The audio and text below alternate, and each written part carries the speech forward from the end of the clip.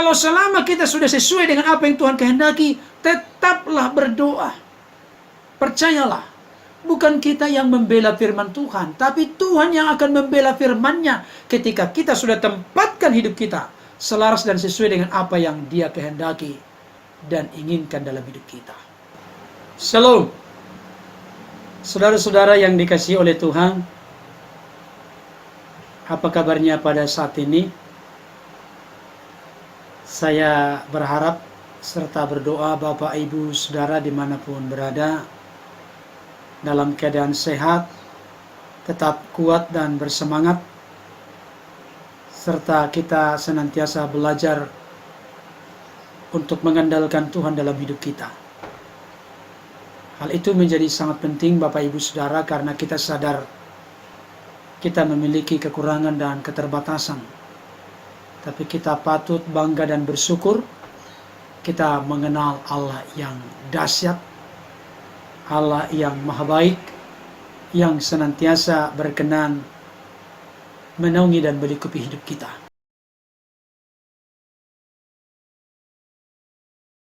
Bapak Ibu Saudara, sudahkah Anda berdoa sebelum melakukan kegiatan di pagi hari? Adakah kita berdoa setelah kita selesai dituntun dipimpin Tuhan melakukan segala kegiatan sepanjang hari? Saya kembali mengingatkan kepada kita sekaligus mendorong supaya kita senantiasa memiliki komitmen sama seperti Daniel. 3 kali sehari dia menghadap ke Yerusalem seperti yang biasa dilakukannya. Ada satu pujian yang sangat menarik, saudara. Yesus hanya sejauh doa. Saudara-saudara, doa merupakan fasilitas yang dikaruniakan oleh Tuhan kepada kita, di mana kita bisa mencurahkan dan menumpahkan isi hati kita kepada Tuhan. Doa adalah napas rohani orang percaya. Ibarat seseorang yang berhenti bernapas, maka dia akan mati secara fisik. Nah, demikian juga dengan pentingnya doa dalam kehidupan kita. Ketika saudara dan saya berhenti berdoa, maka akan terjadi kegersangan dan kekeringan rohani. Sama seperti seekor ikan yang keluar dari air. Sekalipun kelihatannya ikan itu melompat-lompat, dia bukan sedang menari, saudara. Tetapi dalam keadaan sedang sekarat. Ikan itu melompat dengan maksud dan tujuan supaya ketika ikan itu melompat, dia menemukan air. Karena ikan sadar sekalipun tidak punya otak, ikan itu tidak bisa keluar dan lepas dari air. Demikian juga dengan kehidupan saudara dan saya. Kita tidak boleh lepas dari doa. Bahkan Yesus pun dalam keberadaannya sebagai manusia memberikan teladan yang sempurna tentang pentingnya doa dalam sepanjang karya pelayanannya. Siapa kita, saudara?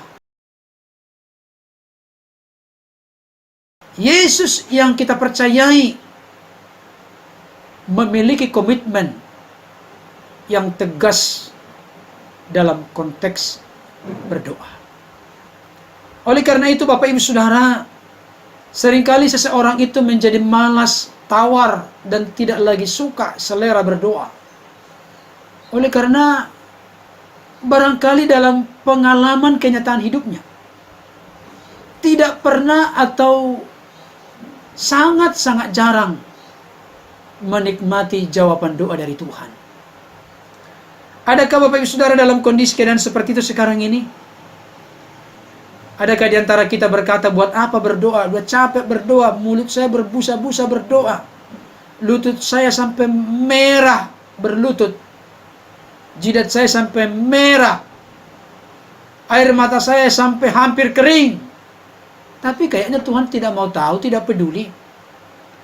Saudara dikasihi Tuhan, saya kasih tahu kepada setiap kita, mari kita serius melakukan apa yang menjadi bagian kita. Selebihnya itu adalah urusan Tuhan. Mari kita lakukan bagian kita seturut selaras sesuai dengan apa yang Tuhan kehendaki. Tentunya sesuai dengan firman Tuhan. Dan firman Tuhan sudah menegaskan secara terang benderang, secara jelas, ada yang menjadi penghalang-penghalang doa kita kepada Tuhan. Oleh karena dasar itulah, maka saya berkepentingan untuk terbeban menyampaikan ini kepada Bapak Ibu Saudara. Dan di dalam video-video sebelumnya sudah ada 6 bagian yang sudah saya buat. Saya berharap Bapak Ibu Saudara mengikutinya dari bagian pertama sampai bagian yang ke-6, sehingga betul-betul melihat secara holistik, menyeluruh, apa sesungguhnya yang menjadi akar persoalan, penghalang, perintang dari doa-doa kita selama ini. Tugas kita adalah membenahi diri, mengevaluasi diri. Kalau selama kita sudah sesuai dengan apa yang Tuhan kehendaki, tetaplah berdoa. Percayalah, bukan kita yang membela firman Tuhan, tapi Tuhan yang akan membela firman-Nya ketika kita sudah tempatkan hidup kita selaras dan sesuai dengan apa yang Dia kehendaki dan inginkan dalam hidup kita. Saudara-saudara, sekali lagi, saya berharap Bapak Ibu Saudara berkenan untuk menonton video saya sebelumnya berkaitan dengan 10 penghalang doa, yang mana saya sudah siapkan itu dari bagian pertama sampai bagian yang ke-6. Tetapi secara garis besar akan saya ulangi kepada Bapak Ibu Saudara. Yang pertama, dosa dan kejahatan. Kedua, doa yang salah. Ketiga, kesombongan. Keempat, kemarahan. Kelima, hidup tidak bijaksana dan tidak menghormati pasangan. Yang keenam, doa didasari kebimbangan dan keraguan. Adakah keenam hal ini atau salah satu di antaranya yang menjadi? Adakah di antara keenam hal ini atau salah satu di antaranya yang masih bercokol, berdiam di dalam diri kita? Saya memberikan masukan kepada Bapak Ibu Saudara. Kalau memang hal itu masih ada dalam diri kita, mari dengan rendah hati kita berbenah, mengevaluasi diri, sehingga ke depan betul-betul kita semakin yakin, semakin mantap ketika datang menghadap Tuhan, karena kita ada di dalam perkenanan Tuhan, sebab kita tempatkan hidup kita sesuai dengan kehendak-Nya.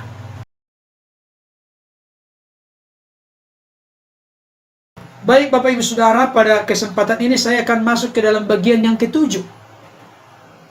Firman Tuhan kita baca dari Mazmur 27 ayat yang ke-14. Kalau Bapak Ibu Saudara ada Alkitab atau HP suci, iPad suci di sampingnya, silakan buka. Saya akan bacakan untuk kita. Mazmur 27 ayat 14. Demikianlah bunyi firman Tuhan. Nantikanlah Tuhan, kuatkanlah dan teguhkanlah hatimu. Ya, nantikanlah Tuhan. Saudara, salah satu yang menjadi akar persoalan di dalam doa-doa kita kepada Tuhan adalah kita tidak sabar menunggu waktu Tuhan.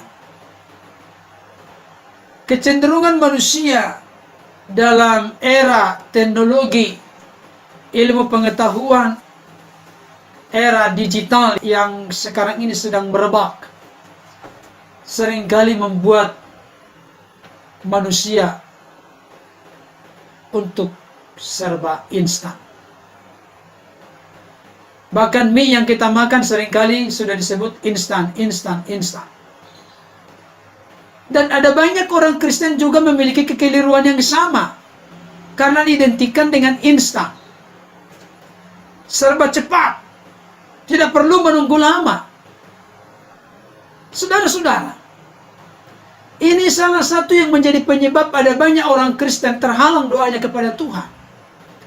Karena merasa Tuhan itu begitu telat, begitu terlambat untuk menolong, akhirnya tidak lagi berharap kepada Tuhan. Tidak lagi menantikan Tuhan.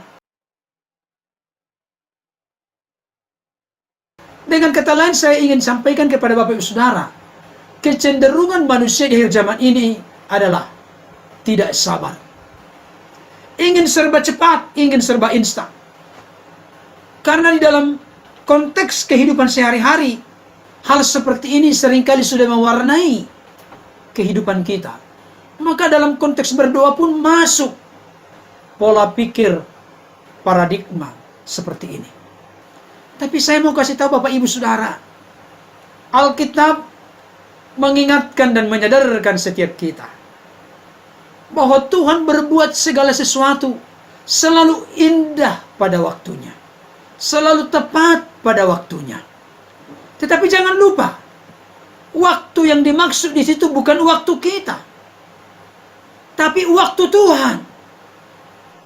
Saya katakan kepada Bapak Ibu Saudara, sekalipun kelihatannya menurut prediksi kita, pemikiran, pengertian, pemahaman, penghayatan kita, Tuhan sudah terlambat.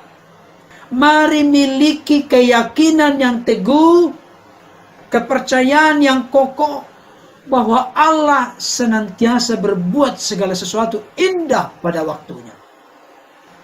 Salah satu contoh dalam Alkitab yang akhirnya menimbulkan masalah besar sampai sekarang, oleh karena ketidaksabaran menanti waktu Tuhan, itu terlihat jelas dari kehidupan keluarga Abraham dan Sarah. Sarah tidak sabar menunggu waktu Tuhan. Maka Sarah pun memberikan saran kepada Abraham, suaminya. Kalau boleh saya bahasakan bahasa sehari-hari. Abraham, sepertinya kita tidak akan mendapatkan keturunan. Karena kamu sudah tua, saya juga sudah tua, sudah mandul, mati haid. Tidak mungkin lagi kita mendapatkan keturunan dari rahim saya. Kalau boleh saya dialogkan ya. Terus maksud kamu apa? Kira-kira begitu perkataan Abraham. Nah, di sini kan ada hambaku Hagar. Menikahlah dengan dia. Dan kita akan mendapatkan keturunan dari dia. Dan yang anehnya lagi, Abraham pun sependapat, setuju dengan usul, masukan, saran dari Sarah. Akhirnya Abraham pun mengambil Hagar menjadi istrinya. Dan Hagar pun mengandung. Akhirnya melahirkan Ismail, keturunan Kedar seterusnya. Saudara-saudara, pertanyaan saya, adakah kita memiliki sikap seperti Sarah saat ini? Kita ingin cepat. Kita ingin terburu-buru. Kita ingin instan. Dan kita mau berkata kepada Tuhan, Tuhan, kalau Engkau tidak menjawab selama sekian hari, sekian minggu, sekian bulan, maka saya tidak akan sabar menunggu lagi. Jadi dengan kata lain, seolah-olah kita memaksa Tuhan menuruti keinginan kita, maunya kita, waktunya kita. Apa yang terjadi setelah itu, saudara? Apakah Tuhan berubah dengan janjinya? Tidak, saudara. Tuhan yang berfirman, Tuhan yang berkuasa, dan Tuhan yang menjamin pasti menggenapi janjinya. Akhirnya setelah Abraham berusia 100 tahun, Sarah pun umur 9 tahun melahirkan Ishak.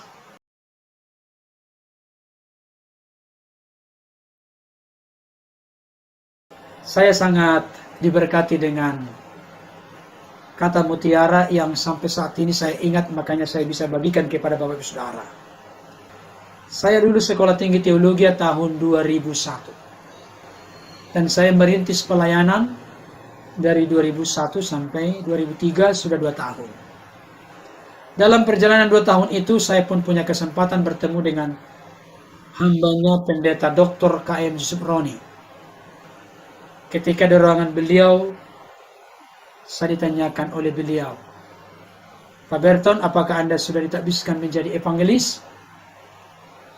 Nah, evangelis itu artinya penginjil. Belum Pak, saya katakan demikian kepada beliau. Saya mendapatkan wejangan, nasihat dan masukan yang sangat berharga. Beliau mengatakan demikian kepada saya. Pak Berton, jangan putus asa. Jangan kecewa, jangan tawar hati. Sekalipun Anda belum ditakbiskan evangelis atau penginjil sampai saat ini, saya mau katakan kepada Anda, segala sesuatu yang didapatkan dengan sebuah pengorbanan, dengan bayar harga, bahkan dengan memakai waktu yang cukup panjang, hal itu akan sangat kita hargai seumur hidup kita. Saudara, kata-kata itu sangat menguatkan saya. Kata-kata itu, nasihat itu sangat memberkati saya. Kalau Bapak Ibu Saudara teliti dan peka menyaksikan dalam Alkitab, segala sesuatu yang didapatkan di dalam Alkitab dalam keadaan penantian yang sangat panjang, dalam keadaan menunggu begitu lama, dalam keadaan iman, kasih, pengharapan dipertaruhkan di dalamnya, tetapi tetap setia berpegang kepada Tuhan, maka hal itu menjadi sesuatu yang besar pada akhirnya. Hana direndahkan oleh madunya Penina karena tidak punya keturunan, karena Allah telah menutup kandungannya. Berhari-hari, berminggu-minggu, berbulan-bulan, bahkan mungkin bertahun-tahun, Penina selalu memandang rendah Hana. Hal itu membuat dia merasa sedih, tetapi tidak titik di dalam sedih itu. Dia pun bergumul, menumpahkan isi hatinya kepada Tuhan. Dan dia pun akhirnya bernasar kepada Tuhan. Tuhan, kalau Engkau memberikan kepadaku seorang anak laki-laki, maka aku akan mempersembahkan dirinya kepada Tuhan seumur hidupnya. Apa yang terjadi, saudara? Dalam penantian itu, memang banyak tangisan air mata, banyak penderitaan, besar harga yang harus dibayar. Tetapi akhirnya lahirlah seorang yang bernama Samuel, seorang nabi yang sangat berkualitas di zamannya, seorang nabi kesukaan Tuhan. Saudara-saudara, sesuatu yang kita dapatkan dengan sebuah pengorbanan waktu yang cukup panjang, hal itu adalah sesuatu yang sangat berharga dan akan dipakai dalam hal-hal yang besar. Coba perhatikan dalam perjanjian baru, Zakaria dengan Elisabet. Zakaria ini pernah menduduki jabatan sebagai imam besar. Mereka hidup saleh, hidup berkenan, tidak bercacat. Mereka menyenangkan Tuhan, tapi mereka tidak mendapatkan keturunan. Tapi akhirnya di ending cerita, Elisabet melahirkan satu sosok yang sangat populer, bahkan menjadi perintis kedatangan Sang Mesias, Yesus Kristus Tuhan. Siapa namanya? Yohanes Pembaptis. Saya kasih tahu dan ingatkan kepada kita untuk mengobarkan, untuk mendorong, memotivasi, merangsang semangat kita, supaya kita betul-betul jangan menggerutu ketika kita menanti janji Tuhan. Sabarlah menanti waktu Tuhan. Oleh karena itu, jangan kecut dan tawar hati. Jangan marah, kecewa, pahit hati kepada Tuhan kalau Bapak Saudara saat ini belum mendapatkan jawaban doa. Tetaplah sabar, menunggu dan menanti waktu Tuhan. Percayalah. Pengkhotbah 3 ayat 11b berkata, Tuhan berbuat segala sesuatu indah pada waktunya. Hiduplah dalam waktu Tuhan. Hiduplah dalam perkenanan Tuhan. Tetaplah sabar menanti waktu Tuhan. Karena Tuhan pasti melakukan yang terbaik sesuai dengan waktunya Tuhan. Tuhan Yesus memberkati. Amin.